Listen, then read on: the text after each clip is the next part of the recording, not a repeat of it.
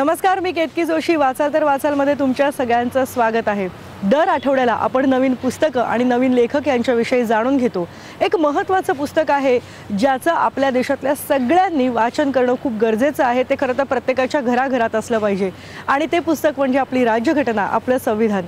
प्रजासत्ताक दिनाच्या निमित्तानं याच राज्यघटनेबद्दल, संविधानाबद्दल आपण जाणून घेणार आहोत आणि त्यासाठीच माझ्याबरोबर असणार आहेत कायदेतज्ञ म्हणून तर ते प्रसिद्ध आहेतच, पण देशाचे माजी additional solicitor general advocate Rajendra Raghuvanshi. Sir, खूप खूप स्वागत आहे या कार्यक्रमात तुमचं. खरं तर राज्यघटना प्रत्येकानं वाचलीच पाहिजे असं आहे, पण तरीही आपले अधिकार, आपली कर्तव्य, आपले हक्क याबद्दल फारशी जाणीव लोकांना नाही आहे. काळ बदलला आहे, परिस्थिती बदलली आहे, त्याचबरोबर सरकारंसुद्धा बदलत आहेत. पण घटना आणि म्हणजे संविधान हे आजही तितकंच मार्गदर्शक आहे, तितकंच मोलाचं आहे. काय नेमकं याबद्दल कारण असावं? राज्य बदलली, सरकारं बदलली तरी देखील सर्वसामान्य माणसाचे अधिकार अबाधित राहावेत म्हणूनच राज्यघटनेला आणि तिच्या प्रिॲम्बलला महत्त्व आहे. सुदैवानं भारत हे जगातलं दुसरं लोकशाही राज्य आहे आणि आपण हे अनेक वेळा प्रूव्ह केलं आहे की कितीही क्रायसिस आले तरी राज्यघटना शेवटी प्रिव्हेल झाली आहे. राज्यघटनेची अंमलबजावणी करत असताना जी आपल्याला राज्यघटनेची तत्त्व आहेत किंवा प्रिॲम्बलमध्ये सोशल, इकॉनॉमिकल, पॉलिटिकल जस्टिसची हमी जी दिली आहे ती सर्वश्रेष्ठ राहिली आहे आणि भारतात रूल ऑफ लॉ मेंटेन केलेला आहे. आपल्या घटनेची खूप वैशिष्ट्ये आहेत आणि जगामध्ये एक अत्यंत वैशिष्ट्यपूर्ण राज्यघटना असं भारतीय राज्यघटनेला म्हटलं जातं. तुम्ही काय सांगाल, आपल्या घटनेचा युनिकनेस, आपल्या घटनेचं वैशिष्ट्य नेमकं वेगळेपण कशामध्ये आहे? आपल्या संविधानाचं वैशिष्ट्य असं आहे की प्रत्येकाला रिलिजियस स्वातंत्र्य आहे, स्पीच आणि लिबर्टी आहे, फंडामेंटल ट्रेडबद्दल स्वातंत्र्य आहे. हे जे वेगळे वेगळे मनुष्याच्या जीवनामध्ये असलेले वेगवेगळे पैलू आहेत. आणि तिसरं म्हणजे महत्त्वाचं म्हणजे कायद्याचे रूल ऑफ लॉ, हे याचं हक्क त्याला दिलेला आहे. त्याच्यामुळे हे वैशिष्ट्यपूर्ण आहे ही घटना. अनेक वेळेला संविधानात बदल करण्यात आलेले आहेत, अनेक वेळेला घटनेमध्ये दुरुस्त्या करण्यात आल्या आहेत, पण तरीसुद्धा घटनेची मूळ चौकट जी आहे, संविधानाचा जो मूळ साचा आहे तो बदलण्यात आलेला नाही आहे.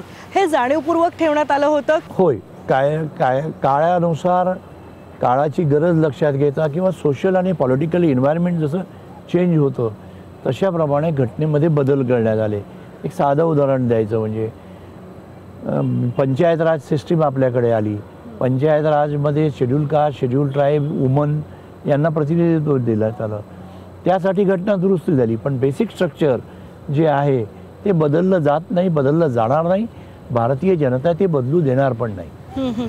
पण काय कारण त्याचं असावं? त्याचं कारण आहे घटनाकारांनी जेव्हा सगळ्या पैलूंचा विचार केला.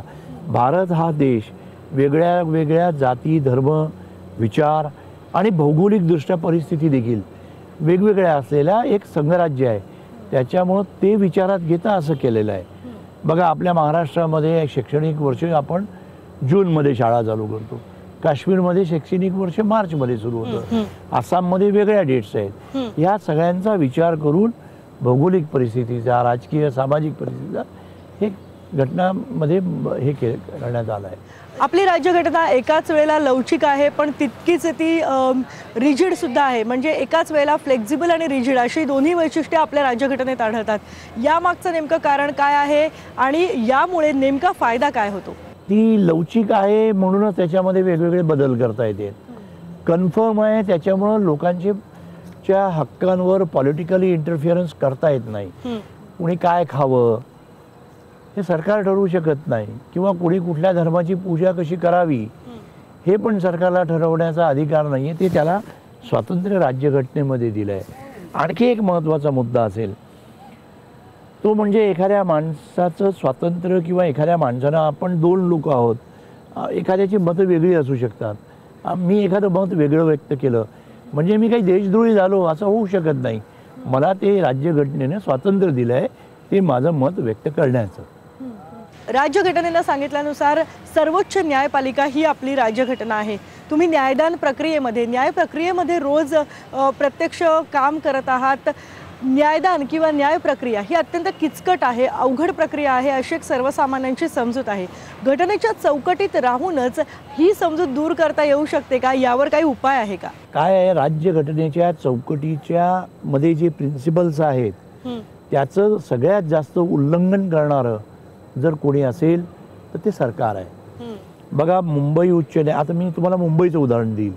साधारणतः 12 ते 15 हजार रिट याचिका दरवर्षी मुंबई, औरंगाबाद आणि नागपूरच्या वेगळ्या अशा फाईल होतात.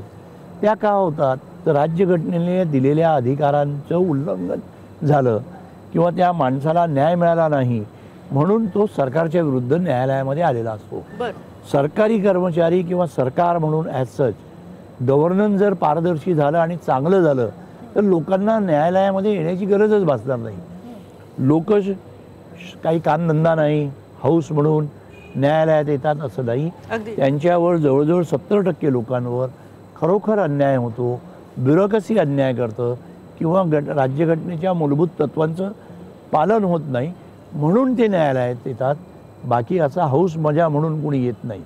अलीकडे एक टीका होते आहे की एक 10% लिटिगेशन हे कॉर्पोरेट असतं, 5% लिटिगेशन हे PILच्या माध्यमातून पॉलिटिकल स्कोर्स सेटल करण्यासाठी म्हणा किंवा त्याच्या मागे काहीतरी दुसरं षडयंत्र असतं म्हणून काही PIL दाखल केलेले असतात. पण कोर्ट त्याच्यामध्ये लक्ष ठेवून आहे की असं लिटिगेशन, फ्रिव्हिलस लिटिगेशन पण येऊ शकतं. अनेक दुरुस्त्या झाल्या आहेत, बदल झालेत, पण राज्यघटनेची चौकट बदलली गेली नाहीये. ही चौकट न बदलण्याचं श्रेय तुम्ही कोणाला द्याल? न्याय संस्थेला दिलं पाहिजे, त्याचबरोबर न्याय लोकांना दिलं पाहिजे.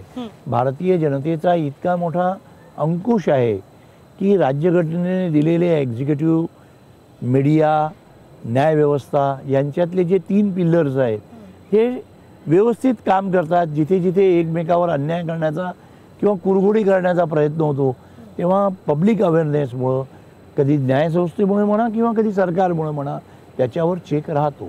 सर, जसं आपण बोलतोय, खरं तर राज्यघटनेचं वाचन सगळ्यांनी केलं पाहिजे कारण आपले मूलभूत अधिकार त्यामध्ये समाविष्ट आहेत. पण तुम्ही काय सांगाल, कोणती पुस्तकं सर्वसामान्यांनी वाचली पाहिजेत, काय वाचलं पाहिजे, कशा प्रकारे घटनेचं वाचन केलं पाहिजे? खरं म्हणजे बघितलं तर आपली राज्यघटनेचं जर पुस्तक आपण वाचलं तर राज्यघटना इतकी सुटसुटीत लिहिलेली आहे. जर तुम्ही शांततेने वाचलं तर त्याच्यावरच्या कॉमेंट्रीज तुम्हाला वाचायची गरज पडणार नाही. पण काही पुस्तकं आहेत ज्याच्यावरनं काय, शेवटी राज्यघटनेचा अभ्यास जर तुम्हाला करायचा असेल तर वेगवेगळे दिलेले जे जजमेंट्स आहेत, कोर्टाचा व्ह्यू आहे किंवा राज्यघटनेमध्ये ज्या अमेंडमेंट्स आल्या आहेत त्या वाचल्या की तुम्हाला कळतं काय अभिप्रेत आहे राज्यघटनेला. सेटलवाडांचं पुस्तक आहे, वाचा तुम्ही, त्याच्यावरनं कळतं.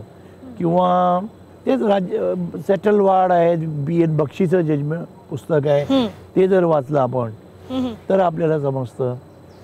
अलीकडे तुमच्या वृत्तपत्रांमध्ये बरेच लिखाण येत आहे. बघा, सर्वसामान्य माणूस हा प्रचंड हुशार असतो. तो शिकलेला नसला किंवा त्याला कायद्याची बोलीभाषा कळत नसली तरी माझ्यावर अन्याय झाला हे त्याला कळतं आणि म्हणून मग तो कोर्टात जातो किंवा आता राईट ऑफ इन्फॉर्मेशन ॲक्ट खाली त्याला मिळालेल्या वेगळ्या वेगळ्या माहित्यांच्या आधारे किंवा मला माझा अधिकार हा आहे, हा आता महिलांना, समाजातल्या वंचित वर्गाला कळायला लागलाय. भारताची ती 70 वर्षातली एक अचिव्हमेंट आहे असं म्हणावं लागेल आपल्याला. सर्वसामान्य जो वाचक आहे किंवा सर्वसामान्य जे प्रेक्षक आहेत, जे अभ्यासक नाही आहेत, त्यांना तुम्ही काय सांगाल? राज्यघटना का वाचली पाहिजे, त्याचं महत्त्व काय आहे? संविधान स्वतःच्या हक्कांच्या रक्षणासाठी, या देशाचं मध्ये कायद्याचं राज्य अबाधित ठेवण्यासाठी वाचलंच पाहिजे. आणि तुम्ही अदरवाईज एखाद्या पक्षाचं सरकार बदलतात, येतात बदलतात, उद्या नाहीतर अनाहूतपणे सरकारची लोकांवर, I will not say dictatorship, पण अंकुश वाढेल किंवा न्यायसंस्थेचा पण सरकारवर अंकुश वाढेल असं पण होता कामा नये. नाहीतर कदाचित आज जी एक मानसिकता झाली आहे की काही झालं तरी न्यायालयावर त्याचं बिल फाड, हे बंद झालं पाहिजे. हे कुठेतरी शेवटी न्यायालय स्वतःहून मध्यंतरीच्या काळात जेव्हा जेव्हा सरकार कमकुवत असतात किंवा मी तर असं म्हणेन की जेव्हा सरकारकडं बहुमत जास्त असतं तेव्हा सरकारचा अन्याय करण्याकडं violation of principles of natural जस्टिसकडं कल असतो. सरकार म्हणजे गव्हर्नन्स. मी कुठल्या पॉलिटिकल पार्टीला म्हणणार नाही. जे राज्यघटना अंमलात आणतात मग तो तलाठी असो की कलेक्टर असो त्या जिल्ह्याचा, त्याची ती जबाबदारी आहे. अनेक मोठे घोटाळे घडलेत, मंत्रालयातल्या कुठल्या अधिकाऱ्याला पनिशमेंट झाली नाही अजून, बरोबर. पण तिथपासून खालच्या लेवलपर्यंत अधिकारी वर्ग काय करत होता हाही एक महत्त्वाचा प्रश्न आहे. शेवटी भारतीय राज्यघटनेच्या काही वैशिष्ट्यांवर नजर टाकूयात. भारतीय राज्यघटना ही लिखित स्वरूपातली जगातली सगळ्यात मोठी राज्यघटना आहे. जगातील कोणत्याही राज्यघटनेपेक्षा भारताची राज्यघटना मोठी आहे. सुरुवातीला राज्यघटनेत 22 प्रकरणं, 395 कलम आणि 8 परिशिष्ट होती. मात्र आता त्यात सुधारणा होत 24 प्रकरणं, 448 कलम आणि 12 परिशिष्ट त्यात आहेत. ताठरता आणि लवचिकता यांचा उत्तम समन्वय भारतीय राज्यघटनेत दिसतो. घटना दुरुस्तीची प्रक्रिया ही सर्वसामान्य बाबींसाठी पुरेशी लवचिक आणि महत्त्वाच्या बाबींसाठी पुरेशी ताठर आहे आणि त्याचा योग्य मेळ भारतीय राज्यघटनेत घालण्यात आलाय. भारतीय राज्यघटनेनं लोककल्याणकारी राज्याचा पुरस्कार केला. राज्यघटनेतील मार्गदर्शक धोरणांचा उद्देश व्यक्तीचा सर्वांगीण विकास साध्य करून कल्याणकारी राज्य निर्माण करणं हा आहे. धर्म, जात, वंश, प्रदेश असा कोणताही भेदभाव लोककल्याणाच्या बाबतीत न करता प्रत्येक व्यक्तीचा राजकीय, सामाजिक, आर्थिक, शैक्षणिक आणि सांस्कृतिक विकास साध्य करण्याची जबाबदारी शासनाची आहे. भारतीय राज्यघटनेच्या प्रकरण 3 मध्ये मूलभूत हक्कांचा विस्तारानं समावेश करण्यात आलाय. राज्यघटनेतील 15 ते 35 ही कलमं नागरिकांचे मूलभूत हक्क स्पष्ट करतात. भारतानं इंग्लंडपासून संसदीय शासन पद्धतीचा स्वीकार केला. देशाच्या राज्यकारभारात संसद ही केंद्रस्थानी आहे. संसद ही शासन पद्धतीची दिशा निश्चित करते. भारतात पंतप्रधान आपल्या मंत्रिमंडळासह लोकसभेला जबाबदार आहेत. राष्ट्रपतींच्या नावे सर्व कारभार चालत असला तरी राष्ट्रपतींना मंत्रिमंडळाच्या सल्ल्यानुसारच वागावं लागतं. या पद्धतीत पंतप्रधान हे वास्तविक प्रमुख असतात. संघराज्य शासन पद्धती हे भारतीय राज्यघटनेचं आणखीन एक वैशिष्ट्य. भारतानं संघराज्य पद्धतीचा स्वीकार केला. संपूर्ण देशासाठी केंद्र सरकार असून प्रत्येक घटक राज्यांसाठी स्वतंत्र सरकारं आहेत. राज्यघटनेच्या 7व्या परिशिष्टात केंद्र आणि घटक राज्य यातली विभागणी निश्चित केली आहे.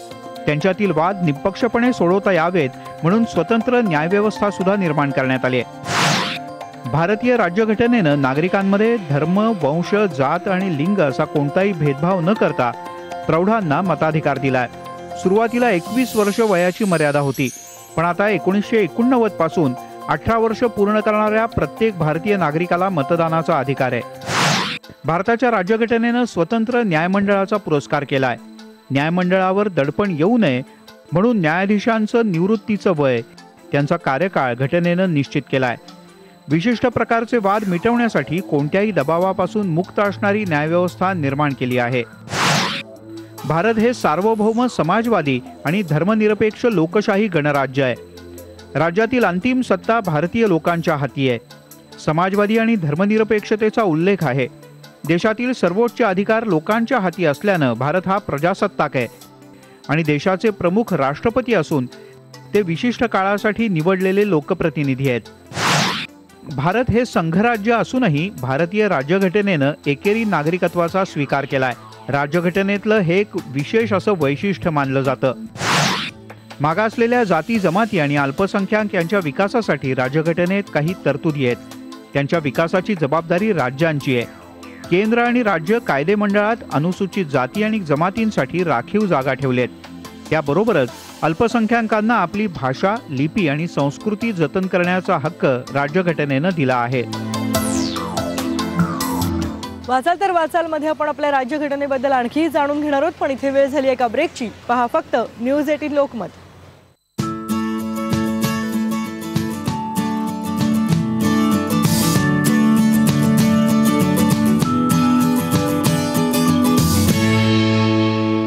वाचाल तर वाचाल मध्ये तुमच्या सगळ्यांचं स्वागत आहे. आज आपण जाणून घेतोय आपल्या संविधानाविषयी, राज्यघटनेविषयी, आणि त्यासाठी माझ्यासोबत आहेत ॲडव्होकेट राजेंद्र रघुवंशी.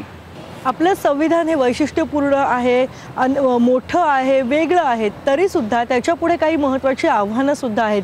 संविधानापुढची काय आव्हानं असणार आहेत येत्या काळात असं तुम्हाला वाटतं? संविधानापुढची आव्हानं ॲटोमॅटिक सोडवल्या जातील संविधानानेच. कारण संविधान हे इतकं चांगलं लिहिलं आहे भारतीय संविधान की प्रत्येक प्रश्नाला त्याच्यात उत्तर आहे. इवन अँटिसिपेट करून पण. बघा आता मध्यंतरीच्या काळामध्ये व्यक्ती स्वातंत्र्यावरचे इश्यूज निर्माण झाले, जेवण कुणी काय करावं याच्यावरचे इश्यूज निर्माण झाले. हे अँटिसिपेट करून 1950 साली राज्यघटनाकारांनी त्याच्या तरतुदी करून ठेवलेल्या आहेत ना. इवन काल सर्वोच्च न्यायालयामध्ये घडलेला प्रकार असो, न्यायालयीन हस्तक्षेपाचा प्रकार असो किंवा फोरम हंटिंग असो, त्याच्याबद्दल देखील घटनेमध्ये वेगवेगळ्या तरतुदी आहेत. जुने केस लॉज आहेत, सुप्रीम कोर्टाचे, हायकोर्टाचे तसेच जजमेंट्स आहेत, भारतीय राज्यघटनेचे प्रेसिडेंट्स आहेत. You have to abide by that. Ultimately शेवटी प्रेसिडेंटला मराठी मला शब्द नाही कळत आहे, पण दोज प्रेसिडेंट्स परंपरा हाच शेवटी याचा अंमलबजावणी शेवटी लॉमध्ये होते. हे आपण पाहतो आहोत. राज्यघटनेचं पावित्र्य राखलं जावं असं वारंवार बोललं जातं, पण नेमकं हे पावित्र्य कसं राखलं जावं, कारण अनेकदा गैरवापरही याचा होताना दिसतोय. पावित्र्य राखण्यासाठी आपल्या राज्यघटनेमध्येच वेगवेगळ्या तरतुदी आहेत. असं कदाचित होईल की काही वर्ष एखादा गुन्हेगार किंवा एखादा फ्रॉड करणारा किंवा त्या घटनेचं उल्लंघन करणारा काही वर्ष राहील, पण कधीतरी शेवटी न्याय होतो. या देशामधली न्यायव्यवस्था अशी मजबूत आहे की ती या राज्यघटनेची गैरप्रकार किंवा अंमलबजावणी कोणी चांगल्या प्रकारे करणार नाही त्याच्यावर अंकुश ठेवेल. तुम्ही काय सांगाल, सर्वसामान्य माणसांनी राज्यघटना किंवा संविधान का वाचलं पाहिजे, का गरजेचं आहे? इतर पुस्तकांबरोबरच राज्यघटना वाचणं का महत्त्वाचं आहे आणि ते कसं वाचलं पाहिजे? त्याने त्याच्या कॉमन सेन्सच्या आधारे या राज्यघटनेचं वाचन केलं की त्याला कळतं. मी तर असं म्हणेन, तुम्ही जस्ट वाचा, तुम्हाला कळतं त्याचं उत्तर कुठे आहे. डॉक्टर बाबासाहेब आंबेडकर हे खरे द्रष्टे होते, कारण अनेक गोष्टी काळाच्या पुढच्या ओळखून त्यांनी राज्यघटनेमध्ये त्या प्रश्नांची उत्तरं सुद्धा देऊन ठेवली होती.